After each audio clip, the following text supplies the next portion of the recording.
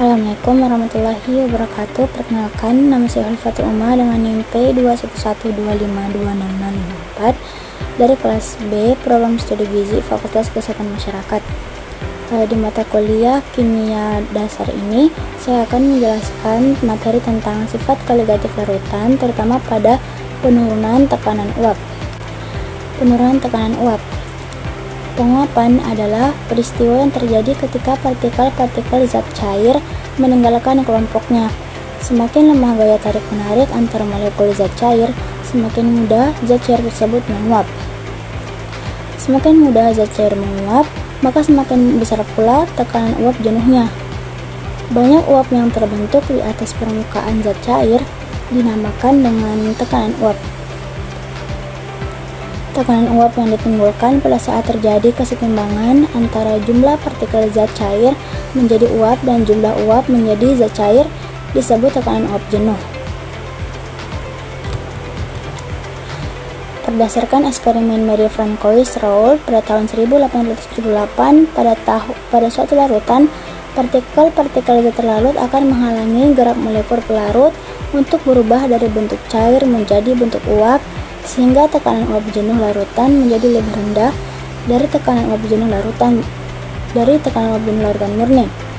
Adapun bunyi hukum Raoult yang berkaitan dengan penurunan tekanan adalah sebagai berikut. Penurunan tekanan uap jenuh tergantung pada jumlah partikel zat pelarut. Penurunan tekanan uap jenuh berbanding lurus dengan fraksi mol zat terlarut, sehingga semakin besar nilai fraksi mol zat terlarut, maka tekanan uap larutan akan semakin rendah. Di sini ada persamaan delta T sama dengan penurunan tekanan uap, P0 pelarut sama dengan tekanan uap pelarut murni, dan Z pelarut sama dengan fraksi mol zat terlarut. Berikut ini adalah contoh soal tentang penurunan tekanan uap. Larutan darah X gram suatu zat non-elektrolit dengan Mr sama dengan 60 dalam 180 gram mempunyai tekanan uap jenuh 98 mmHg. Pada suhu yang sama, tekanan uap jenuh air adalah 100 mmHg. Hitunglah X. Jadi diketahui terdapat larutan yang terbuat dari sejumlah S gram zat non-elektrolit dengan Mr 60 yang dilarutkan dalam 180 gram air. Tekanan uap jenuh larutan tersebut adalah 98 mmHg, sedangkan tekanan uap jenuh air murni pada suhu yang sama adalah 100 mg mmHg. Dari data ini kita diminta untuk menghitung berapa massa zat non-elektrolit yang dilarutkan, yaitu nilai X. Soal ini menunjukkan bagaimana zat terlarut dapat menurunkan tekanan uap pelarut, sesuai dengan hukum Raoult yang menyatakan bahwa tekanan uap larutan berbanding lurus dengan fraksi mol pelarut. Untuk menyelesaikan soal ini, pertama-tama kita tulis data yang diketahui. Tekanan uap larutan adalah 98 mmHg, tekanan uap air murni itu 100 mmHg, massa air 180 gram, dan Mr zat terlarut adalah 60.